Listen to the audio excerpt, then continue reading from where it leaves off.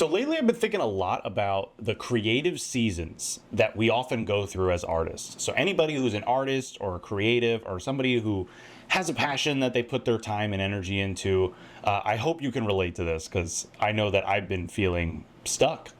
I've been feeling like I haven't been progressing and feeling like I wasn't creating the way I should be.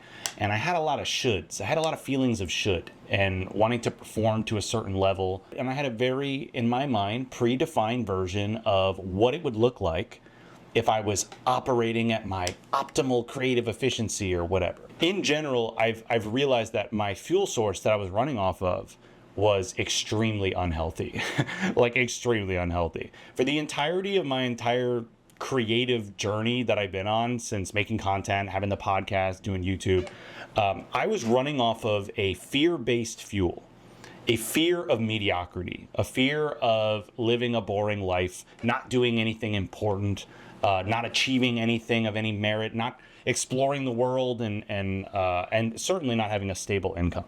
In that fear, I was able to push past and basically brute force my way through consistent uploads, for various periods of time, and then inevitable burnout afterwards.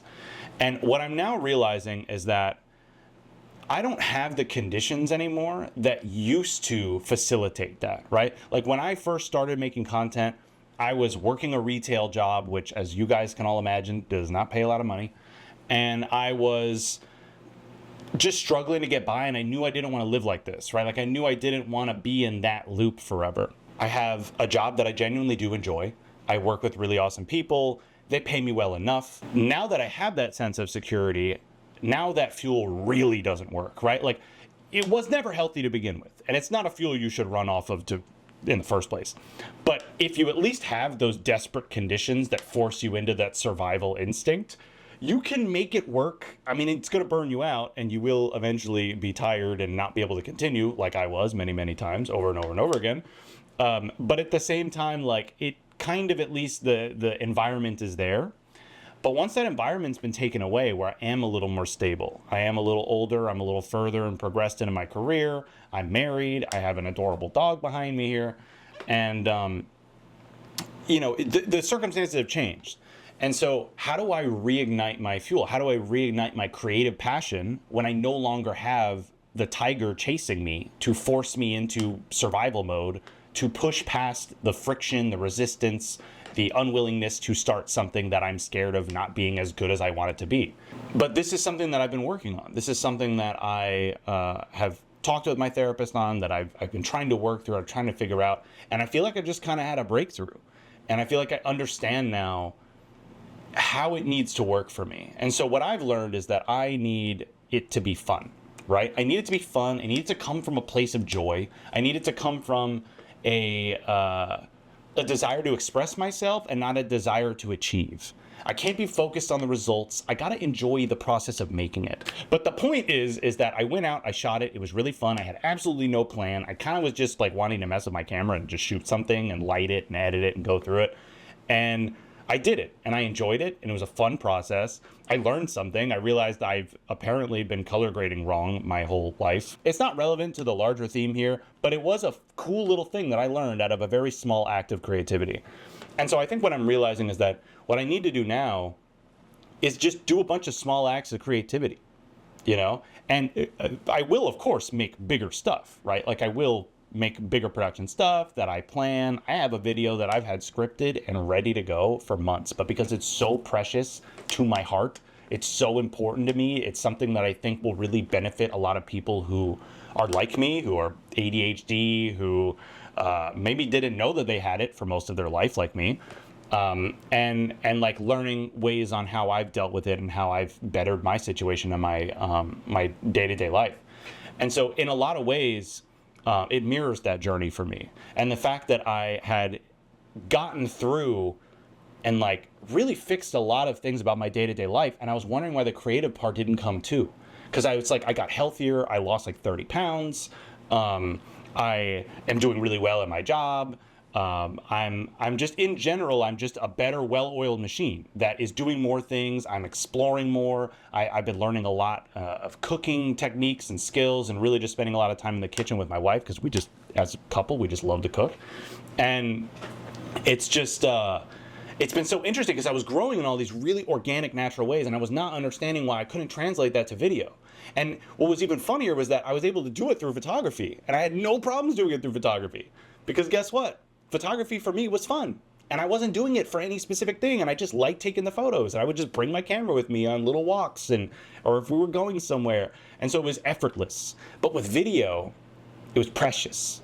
It was filmmaking. It was content. It was, I want to change the world, or I at least want to change somebody's life or something. And I put so much pressure on it that then it became too sacred for me to even attempt, to even approach. And now I'm realizing, like, the play and the exploration is what is going to get you to make something cool anyway. You're going to make something valuable and precious and worth sharing to the world just through your inner exploration and that expression of whatever you've learned, and through the process and enjoying the process. And I've understood logically enjoying the process, but emotionally processing what that actually means to me, the ability to truly release these feelings of anxiety and pressure and expectation and just letting it all go, that's a different thing. I could logically know I need to do that without emotionally arriving at that place inside my soul, right? In my spirit. And I think I think it's clicked. I don't know. I think it's just worked for me now. Like I now understand what I need to do, and it's fun. It's like I understand what I need to do, and there's like a sense of I want to do something, but not a sense of urgency. Like, oh my God, if I don't do this, I fail. Or like, if I don't make something fantastic that changes the world and gets 1,000 or 1,000,000 views or whatever in 5 seconds, like then I'm fucked, right? I don't have that feeling. It genuinely is like just an excitement of like, dude, I get to create. It's like coming from a place of I get to do this, I can't wait to do this, rather than I have to do this. Because when I have to do something, I hate it. And I don't want to do it. And if it's something I care about and I really want it to be good, then I really don't want to do it. And it doesn't help that, like, you know, there's the perfectionist aspect of it, and like just that whole, you know, psychological element to it. But then there's also the ADHD element of it, that starting things is hard for people who have ADHD, right? If you're not neurotypical, you have a lot of issues with starting, staying consistent, and then feelings of resentment towards yourself when you don't achieve those things, because you know you're capable, but then your brain chemistry literally doesn't want you or doesn't reinforce the ability to do those things. And it's just cool because I just feel like I had to take like 2 years basically to learn my diagnosis and understand what it meant for me and my actual life. And then now that I've understood that, now I can apply it to my creative life, which has a whole other psychological element that I just described that also needed to be broken down too. And so I was in this chrysalis phase, this, you know, metamorphosis, right? I was literally breaking down the fibers of what I defined for myself as what I am as an artist, a creative, as a human being, as a person, and just shedding all of that. And now I'm trying to reform it. And it's not reformed. I'm not out of the chrysalis, right? I'm still in it. So this is not somebody telling you of like, I figured it all out. It's all, but no, it's like, it's clicked for me now. So whatever the rest of the change is for however long it's going to take, I now feel confident in the journey and the process. Like I understand that I'm there. I'm where I need to be right now, and I'm not going to rush this. And if the end result is that I just organically make a bunch of cool short form little videos like this, then great. But if not, if it takes longer or if it plays out in an unexpected way, I'm okay with that. And I'm going to just let it be what it is. So yeah, I just kind of wanted to, this ended up being longer than I thought it was going to be, but I just wanted to get on and talk about this stuff because I've just been feeling so inspired, and I want to channel it and really put it into something that I care about. And I want to do it in a way where it's fun and it's joyful and it's not stressful. And that's exactly what this is. This has been joyful for me. This is not stressful. I'm just having fun and I love it. So I will see you guys in the next one.